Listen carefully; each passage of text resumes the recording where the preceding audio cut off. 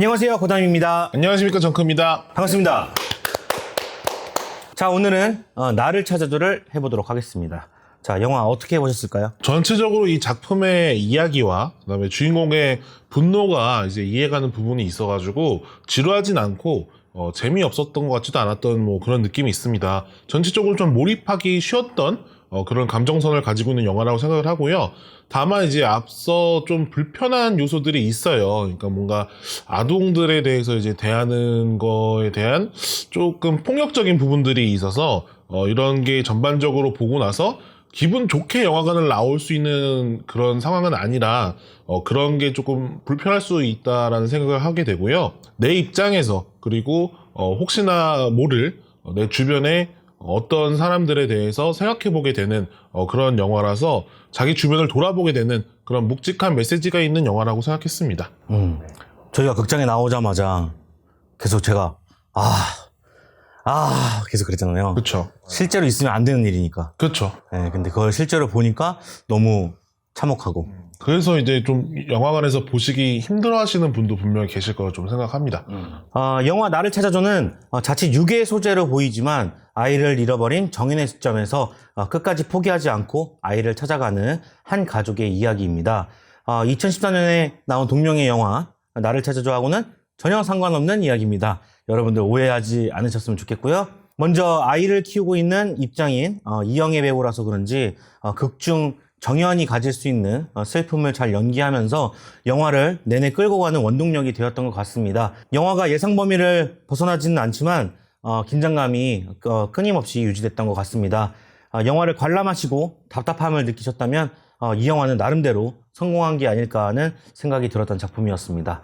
자, 나를 찾아줘 어떤 영화였는지 딥하게 세심하게 들어가 보도록 하겠습니다. 네, 뭐 앞서 고담도 말했지만 이 작품은 이제 아이를 잃은 엄마가 남편마저 잃고 하나뿐인 실마리를 가진 상태로 이제 아이를 찾으러 한 낚시터에 방문하면서 벌어지는 이야기입니다. 이 작품의 배경이 좀 바닷가이고 그다음에 한 마을의 커뮤니티 안에서 벌어지는 그런 범죄와 아이들의 학대 이런 것들이 어떻게 보면 우리가 그것이 알고 싶다에서 봤었던 염전노예 사건도 기억이 나게 되고요.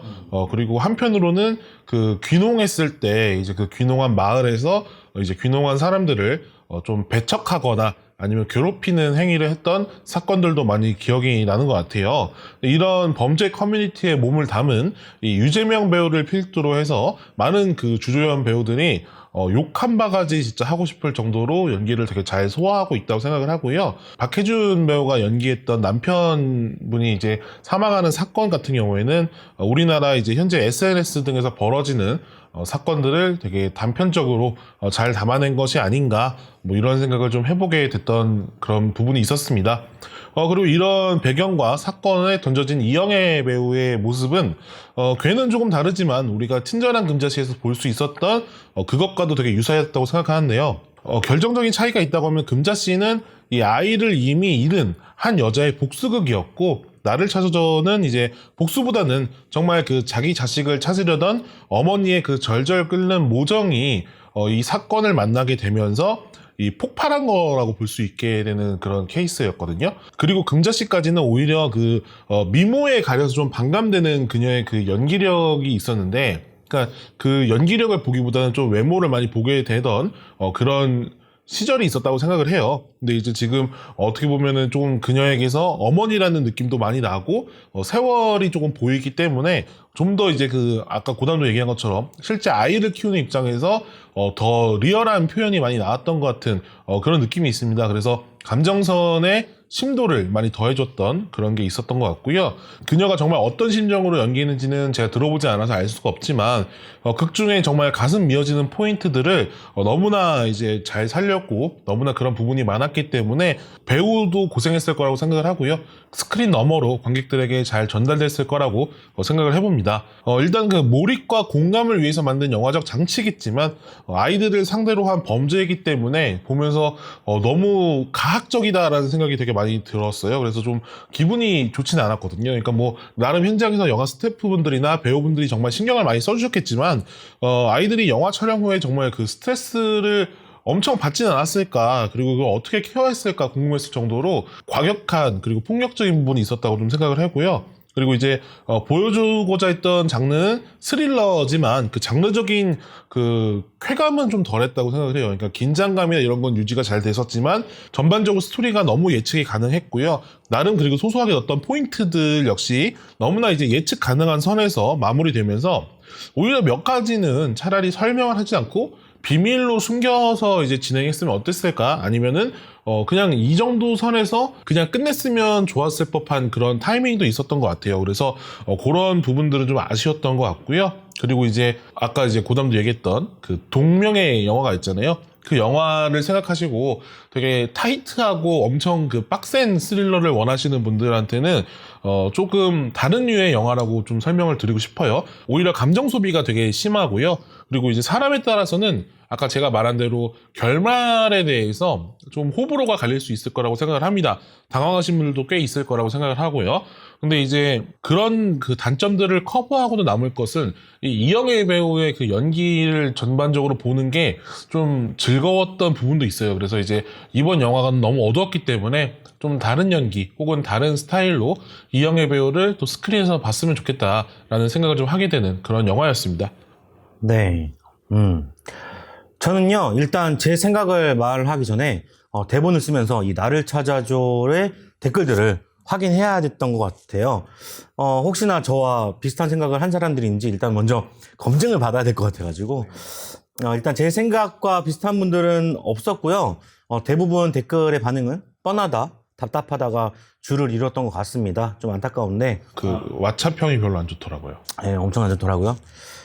영화 나를 찾아줘가 아이를 찾아내는 과정을 그렸다고 한다면 저도 댓글을 다신 분들과 공감하면서 비슷한 말을 했을 텐데 저는 이 영화가 아이를 찾기만을 위한 영화가 아니라고 생각을 했습니다. 왜냐하면 승연이라는 다 큰 미아 캐릭터가 나왔던 이유, 그리고 찾은 아이가 자신의 아이가 아니었던 이유, 그리고 사건이 종결되고 주사를 투여하려다가 하지 않았던 정연을 바라보면 이 영화는 실종 당사자인 미아가 목적이 아니라 미아를 찾고 있는 가족들이 목적이라고 생각했기 때문입니다. 정연은 윤수를 잃어버린 데다가 남편인 명국마저 사고로 잃고 주변 가족들은 정연의 돈을 탐내는, 정연을 절벽 끝으로 몰아붙이지만 영화는 승연과 민수, 그 다음에 지호를 투입하면서 희망의 끈을 놓을 생각이 없었던 걸로 보입니다. 살아야 윤수도 볼 수 있는 것 아니냐라는 질문을 던지는 것 같고 여기서 살아야 한다를 강조하는 것 같습니다. 그런 면에서 영장에서 보면은 제 억측일 수는 있겠지만 이 영화는 한 사건을 떠올리게 되는 것 같아요. 윤수가 실종된 날짜가 4월 16일이고요. 민수는 파도에 휩쓸리고요. 그 다음에 수갑성애자인 홍경장은 우리나라의 공권력으로 보이고 정연이 전단지를 돌릴 때 이 낚시에만 몰두하는 사람들은 뭔가 대중을 비유하는 듯해 보였습니다. 이런 단서들은 세월호를 연상시키고 세월호의 유가족들 혹은 아직 돌아오지 못한 아이의 가족들에게 위로하는 영화가 아닐까 생각해 보게 되는데요. 뭔가 살아달라고 유가족들이 고통스러워하지 말고 앞으로 찾을 수 있으니까 엔딩에서 호불호가 갈릴 거라고 했잖아요. 그 부분이 결국엔 찾는 모습처럼 보이게 되는데 그 표정을 보면은 이제 웃지 않아요. 웃지 않고 그냥 좀 정적이게 끝나거든요. 그런 면에서 보면은 아마도 이 유가족들에게 위로하려고 만든 영화가 아닐까라는 생각이 드는데 제가 생각한 게 맞다면 이렇게 애둘러서 주변을 신경 쓰는 착한 영화는 또 처음 본다는 생각이 또 들고요. 감독의 마음은 충분히 전달되었다고 저는 생각을 합니다. 다만 이 영화가 당사자를 중심으로 하지 않다 보니까 대중들이 바라던 복수극보다는 복수가 좀 약하고요. 아까 정크가 언급했던 친절한 검작실보다는 굉장히 약하죠. 그리고 주변 사람들의 방만한 태도에 고개를 좀 갸우뚱하게 하는 개연성 문제, 이런 미적지근한 온도가 관객들을 좀 아쉽게 하는 것 아닌가 생각이 들고요. 아까 장르도 정크가 얘기했잖아요. 장르도 뭔가 불분명하다라고 생각이 드는 부분이 이런 부분인 것 같아요. 억지로 비유를 인물 관계들에 설정해 놓은 느낌이 들다 보니까 뭔가 자기적인 느낌이 들게 되는 거죠.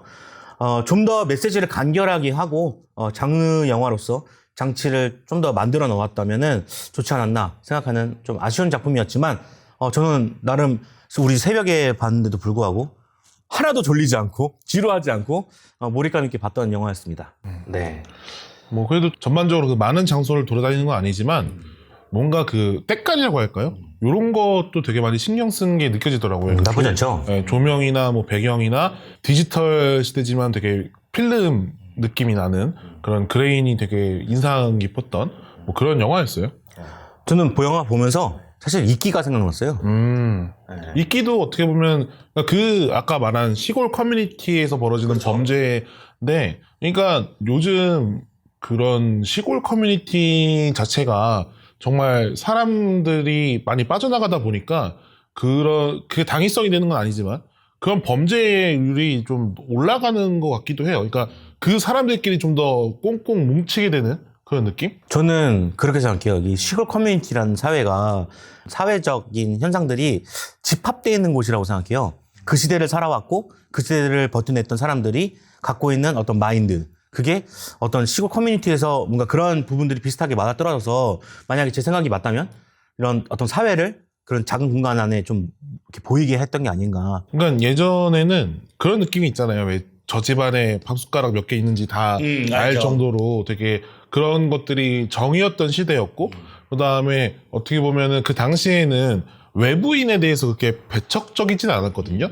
근데 아까 말씀드린 것처럼 점점 그 의지할 수 있는 사람들이 줄어들다 보니까 그 사람들도 이제 그 먹고 살기에 급급해진 이후에는 외지인에 대해서 이제 되게 배척적이게 되는 게 생긴 거죠. 그러니까 좀 우리끼리 더 뭉쳐야 돼, 우리끼리 해서 좀 헤쳐나가야 돼, 이런 게 생기다 보니까 그런 심리들이 많이 생기고, 그런 게 이제 아까 말한 귀농 사건으로 많이 이어지는 것도 있는 것 같은데, 그런 어두운 부분을 조금 잘 다룬 것 같아요. 우리가 알면서 애써 무시했던 것들, 그런 거에 대한 이야기도 되게 많은 것 같아요.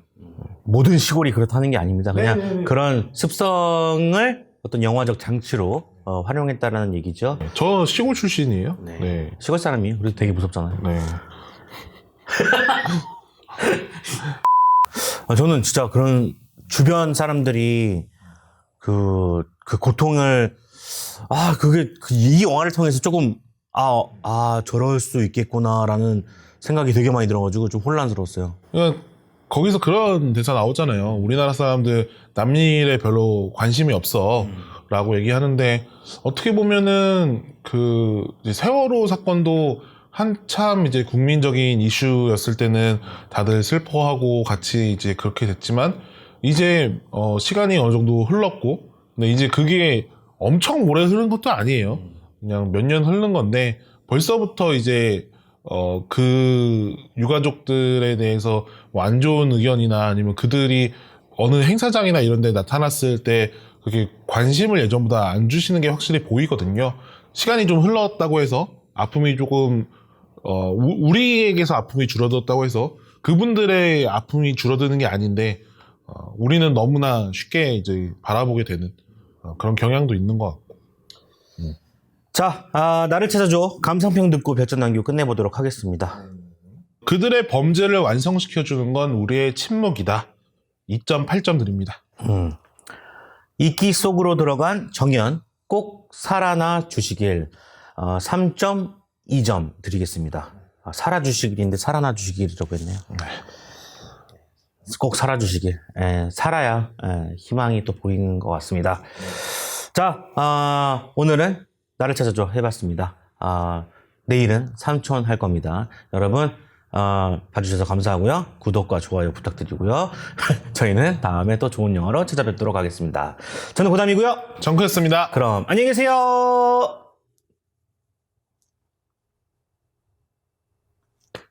구독 부탁드립니다.